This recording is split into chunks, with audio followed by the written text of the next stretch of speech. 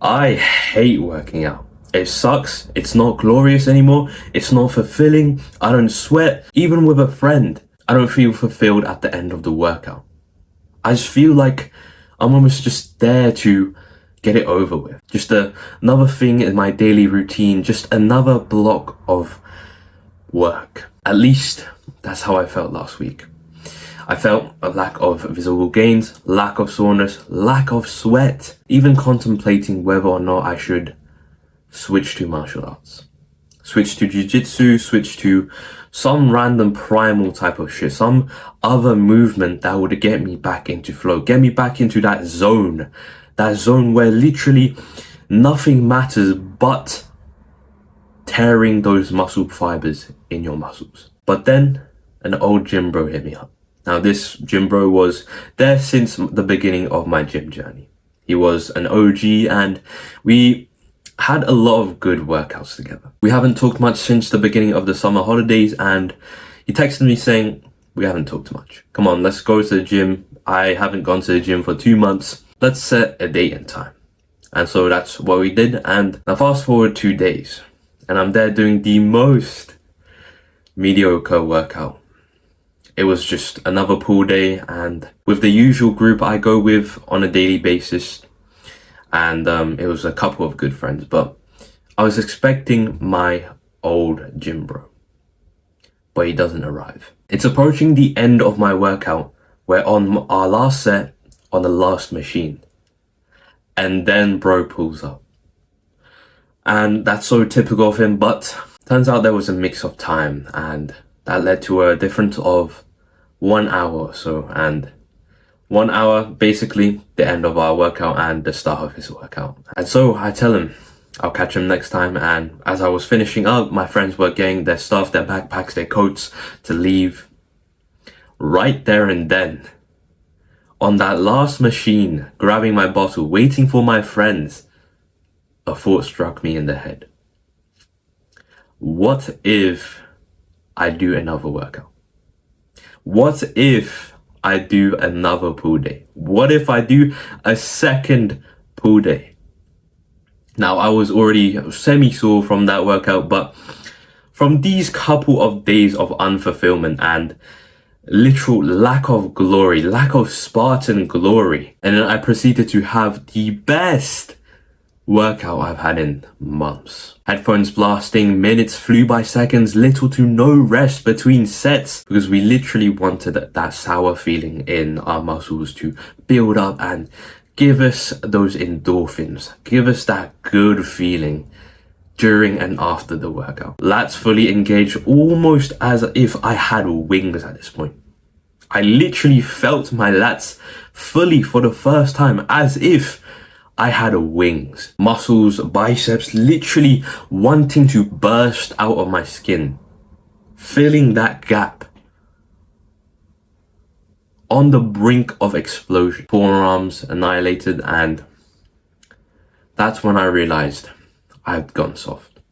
I'd gone soft on myself, and I was just giving the typical excuse of, oh, I'm an entrepreneur, I've got things to do after, oh, I gotta value my time, I spent too long in the gym, oh, I still want to save some mental brain points for after the workout so that I can work on my things.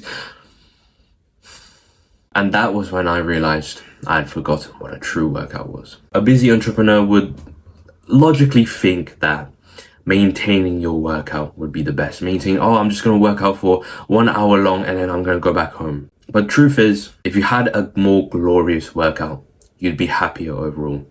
The more happier you are overall, the better quality and the better attitude you have towards your work.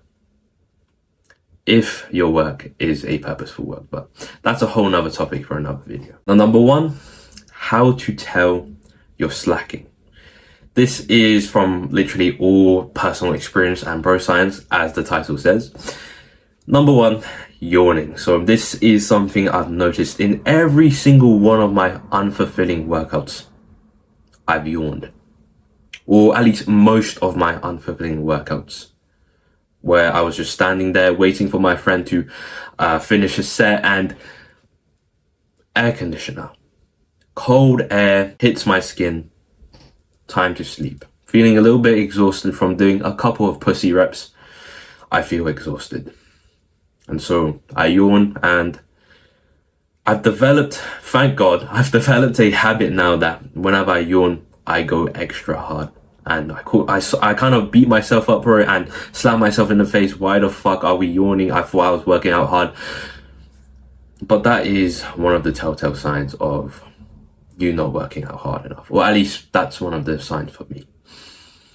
The second thing is lack of soreness and sweat. Now, there's a lot of people online, a lot of influencers, a lot of articles saying, if you're not sore, that's fine. If you're not sweating, that's fine. I can get the sore part, perhaps the sore part, right? You got your little studies in the background that the influencers have their little studies, right? Yeah, sure, okay. But what about the sweating? I saw recently a article when I was scripting this video. Not sweating is okay. Is it now?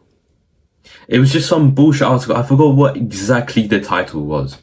But it was something that just triggered me so much. Not sweating is okay, man. Not sweating just means you've gotten used to the level of difficulty in your workout. You've gotten used to it now. And it's time to bump it up. Either by doing it harder, doing more drop sets, which we're going to cover later on, or doing it for longer.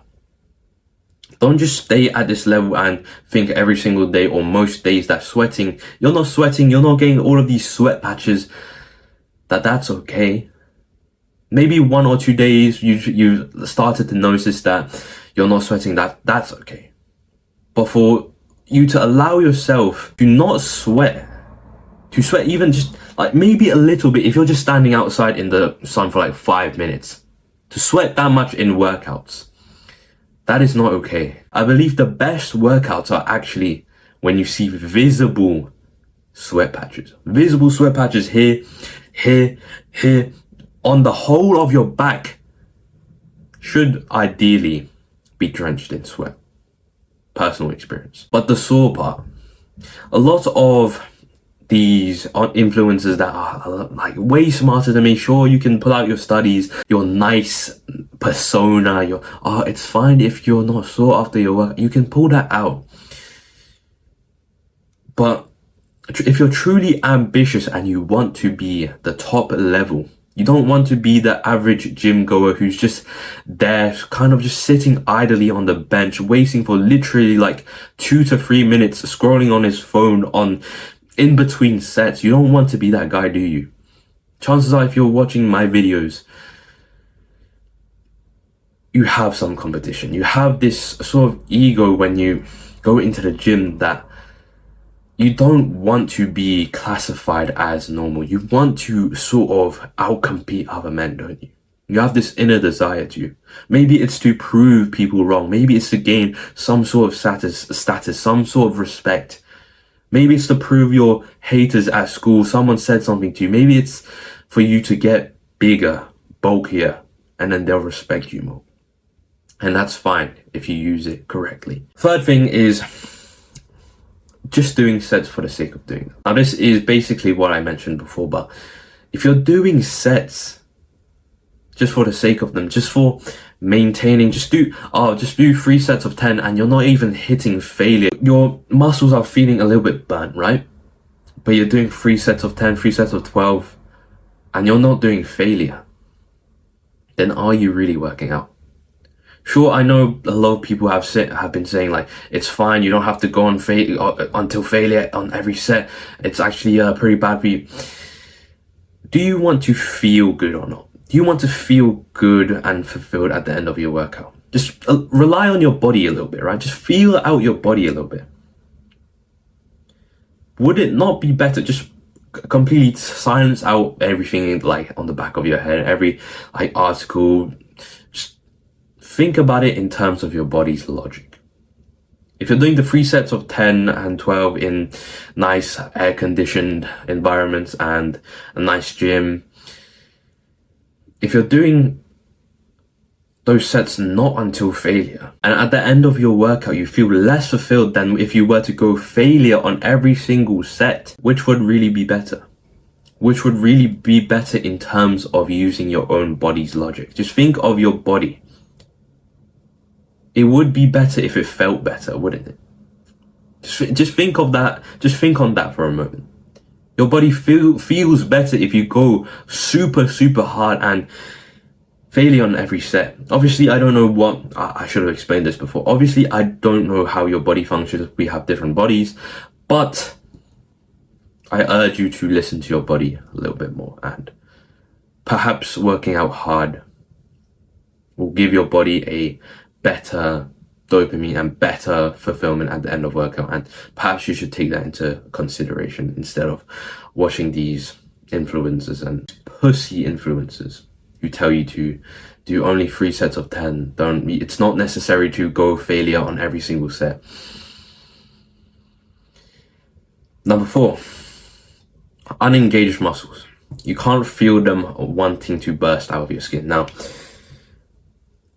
it's true that honestly you can't achieve this for every single workout, but you can make an effort to make this like 80 to 90% of your workouts to literally be so fulfilled that every single one of your muscles want to burst out, that you've worked on that day anyways. But generally speaking, from my own experience, in terms of unengaged muscles, let's just take the other day as an example, right? Me doing the second pull day with my gym bro.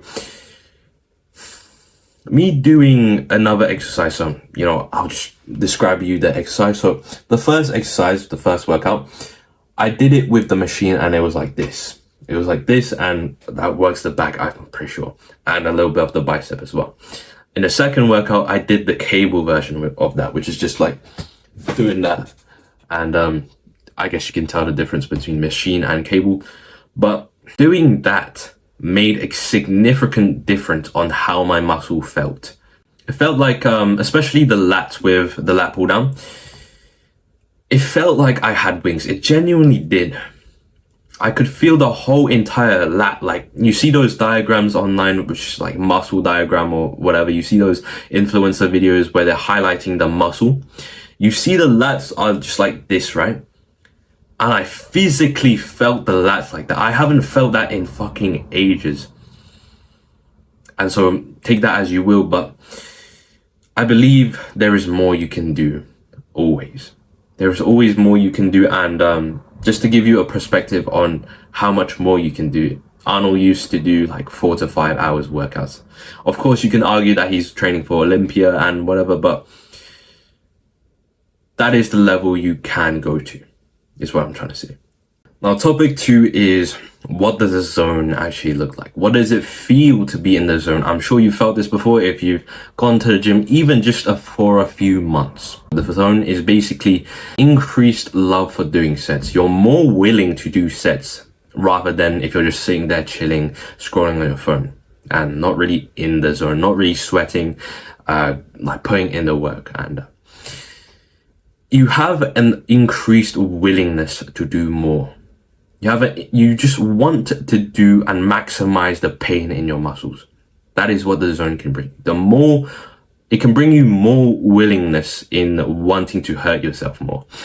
And number 2 is how hours fly by. Now, I described earlier in the story that minutes fly by like seconds, and that is so true. Hours literally fly by.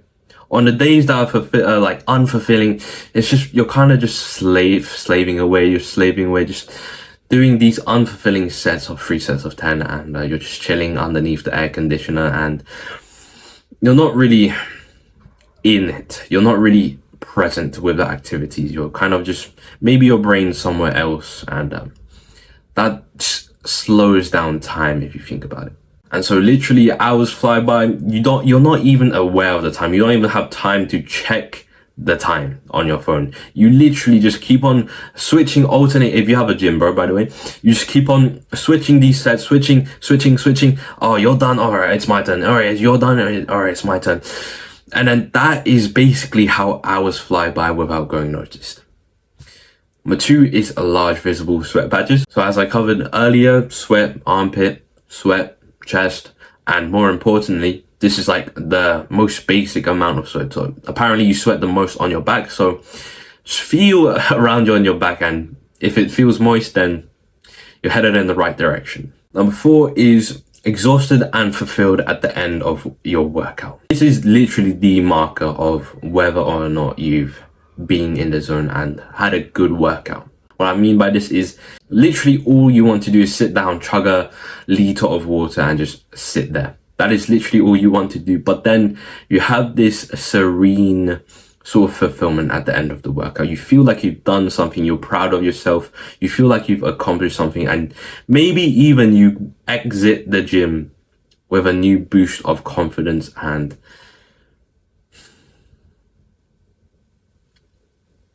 a winner type of attitude. Number 5 is if you're with a friend. This is probably the best way I know to increase brotherhood. This is the only way I've really actually built strong relationships with people. And even if we're not like compatible at the start in school or whatever, we're not compatible, we talk about different things.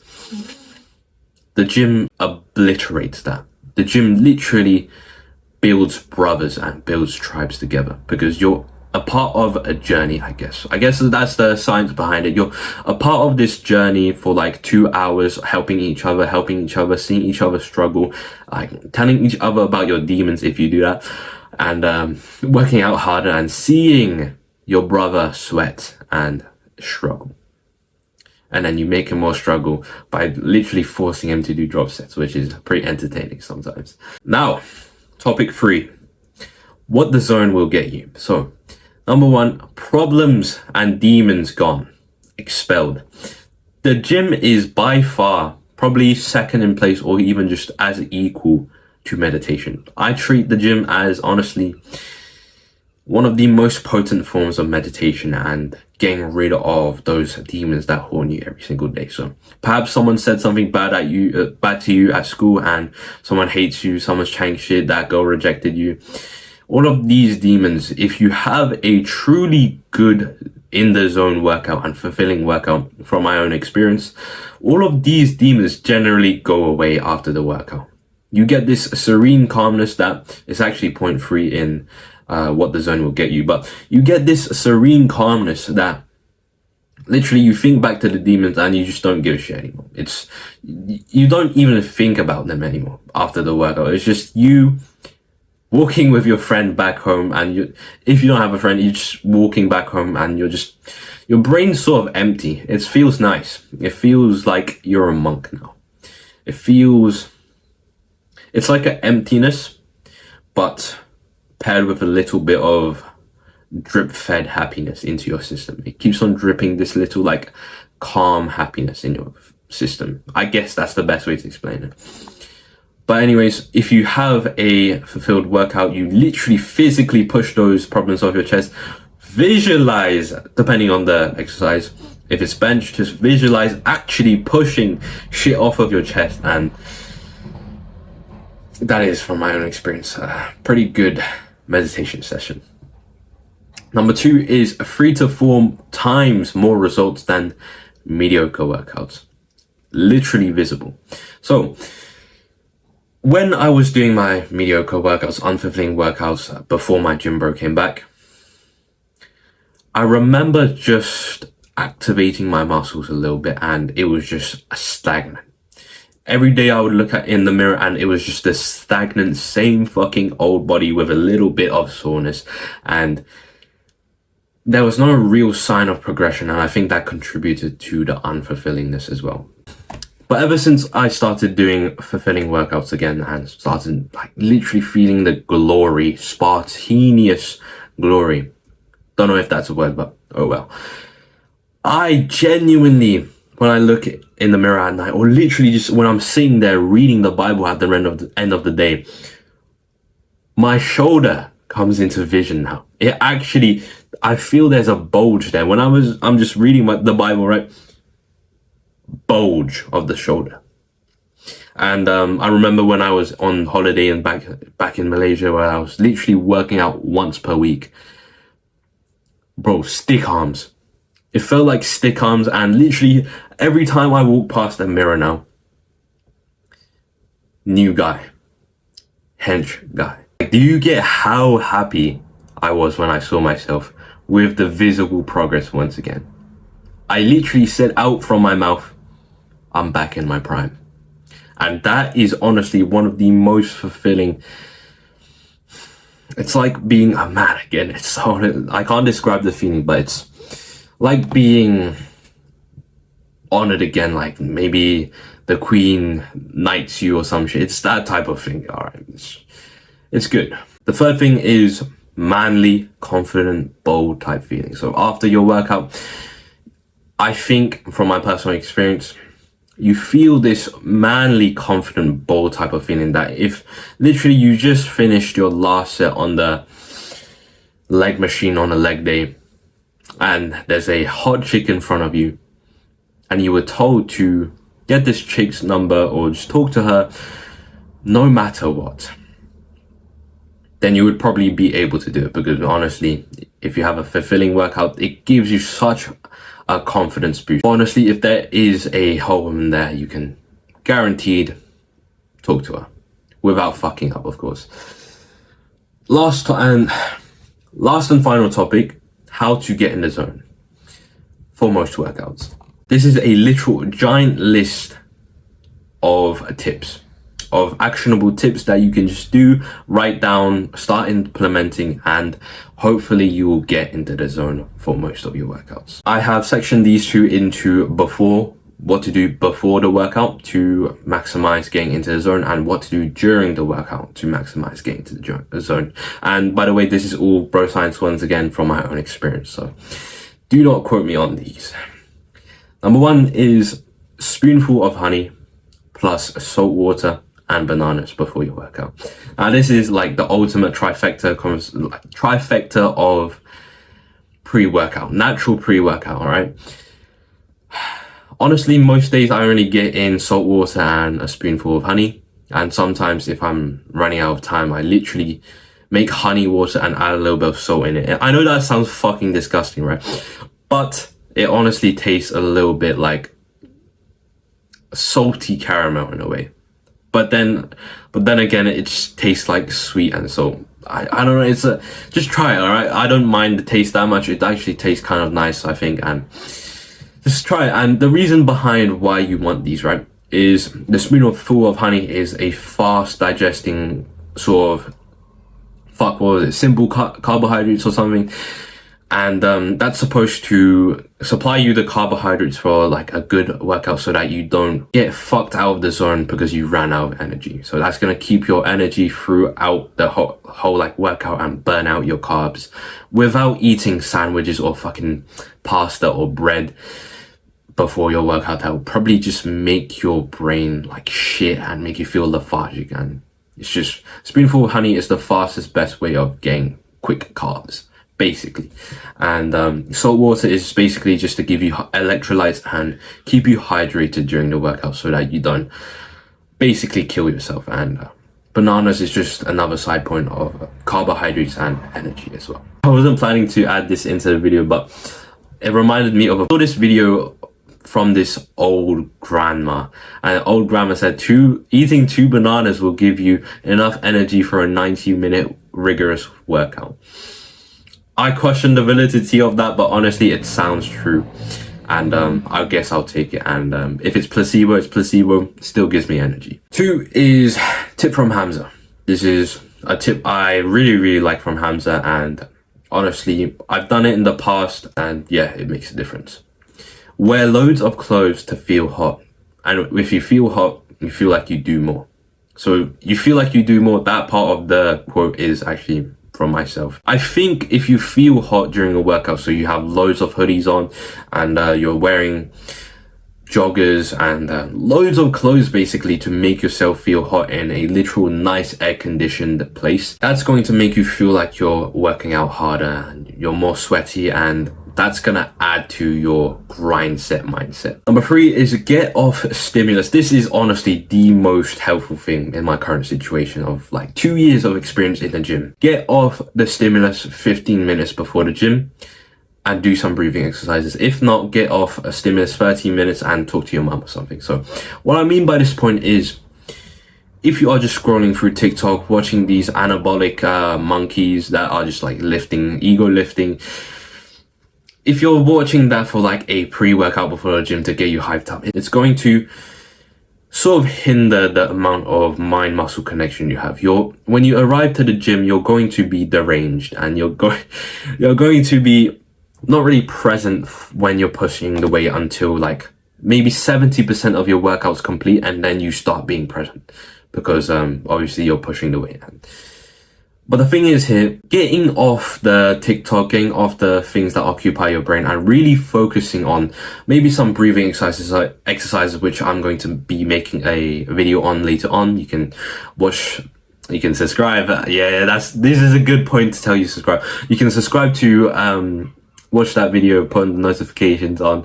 First time I've ever done a true true shameless plug like this before. But anyways, you can subscribe and see that video in the future. But breathing exercises, I'll just give you one now.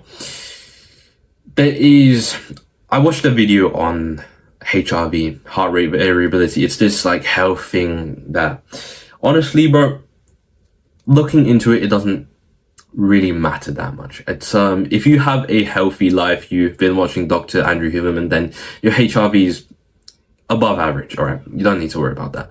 But I was watching this HRV video, and apparently one of the breathing exercises for workout priming, it's 3 seconds in,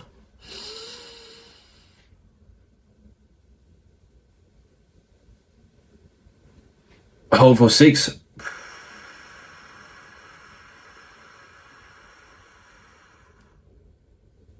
and you're supposed to exhale for 12. So I couldn't really do it on camera there, like with a good performance, but honestly, there are multiple breathing techniques, and you know what, I'll just give you another one, but I'll give you my favorite one. To be honest, the favorite one is probably just tactical breathing, and this is what Navy SEALs do to like really take themselves out of the situation and think clearly. And essentially what this is inhale for 4 seconds, hold it for 4 seconds, exhale for 4 seconds, hold it for 4 seconds, inhale for 4 seconds, and then keep on doing that until you feel ready. And that's another name for that. It's box breathing. Or actually, I think tactical breathing is something else, but just it's Navy SEAL box breathing. Just classify it as that.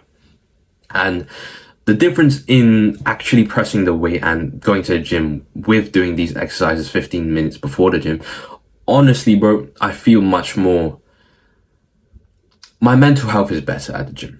My mental health walking to the gym. So I used to have such bad mental health that when I was walking to the gym, I was conscious of everyone looking at me, and I still have that a little bit now. And me doing this beforehand, I'm going to the gym for the gym, just to do my muscle. And when I'm actually pushing the weight, I feel the connection in the weight, especially with the bench press. I feel the bar. It's like a part of me, basically.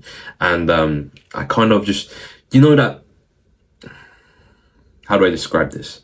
You're just a part of the bar, all right? And then you push it, and it feels natural to you. And then that's basically what you can achieve with 15 minutes of breathing before the gym. Number 4 is get some music that you relate to on a deep level. So what I mean by this is the music, when you hear it, it gives you a relatable feeling. Some like a motivational speech in the music that's like, that they think you're weak, show them. They think you're a monster, show them. Like something like that. I know that sounds cringe right now, right here, right now.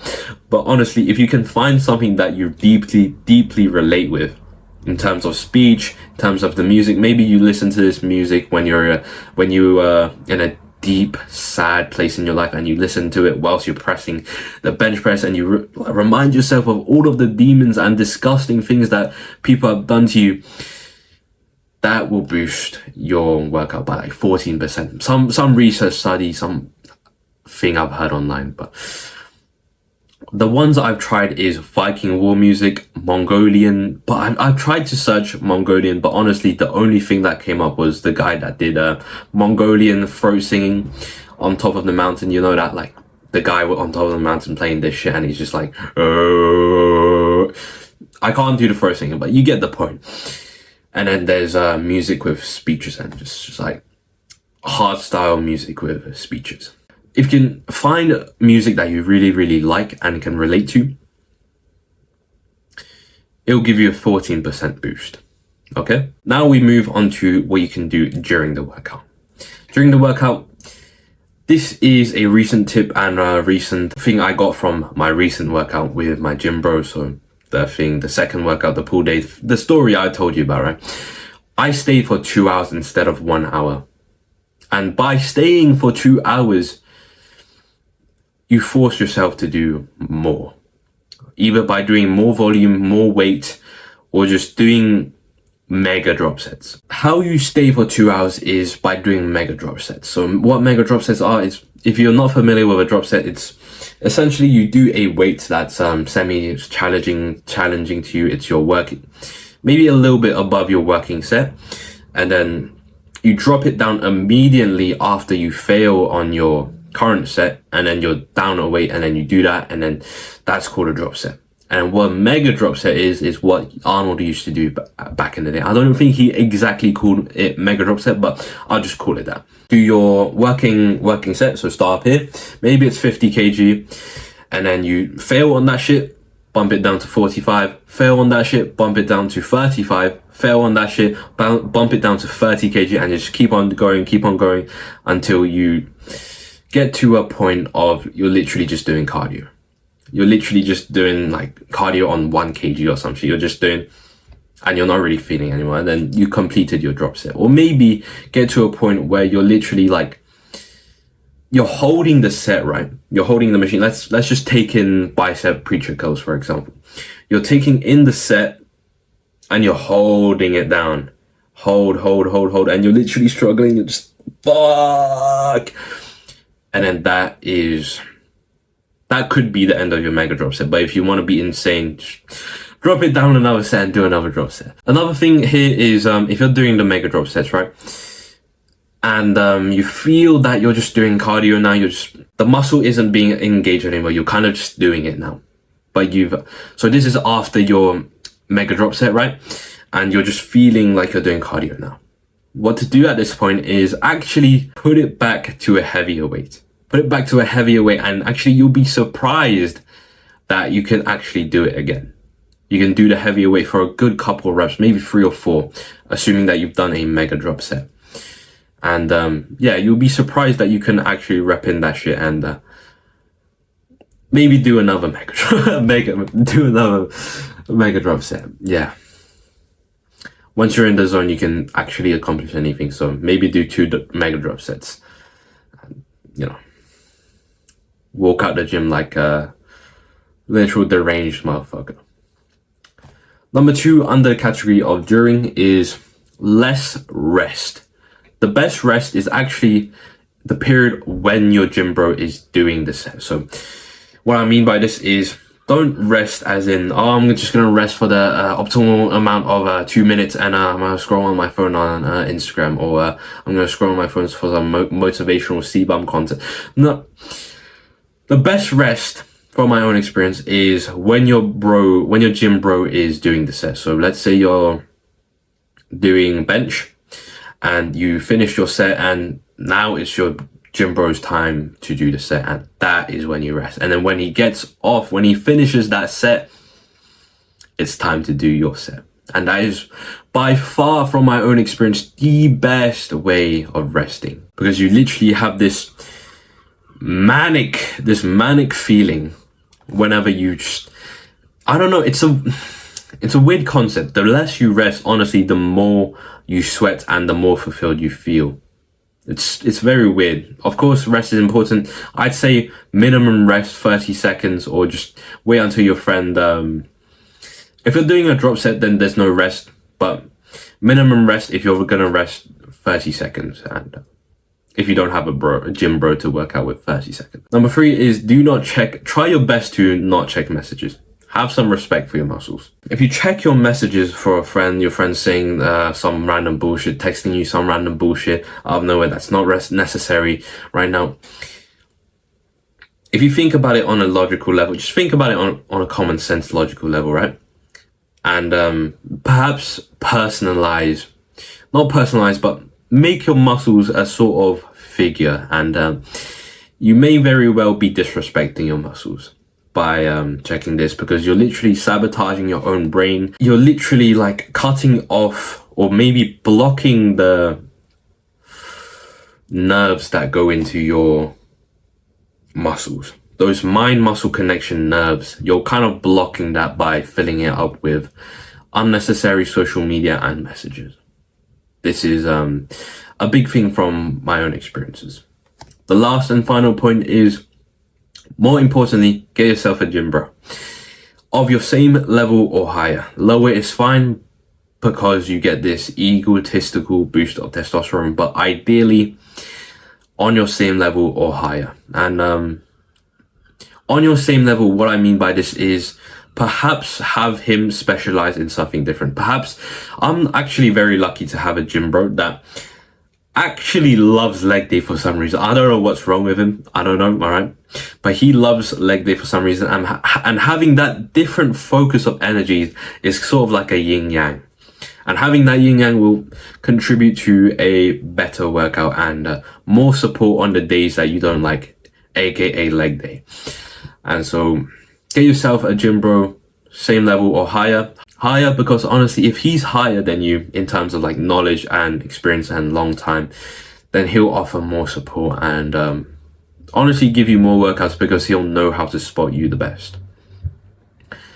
And lower is fine because you get to assert this ego and you get this lobster, if you get the reference, this lobster boost of testosterone and you get better workouts. So just get yourself a gym bro. Please, if you found value from this video, share it to someone you might think this video applies to, and it might help them actually. And with that being said, thanks for watching, bro. In a bit.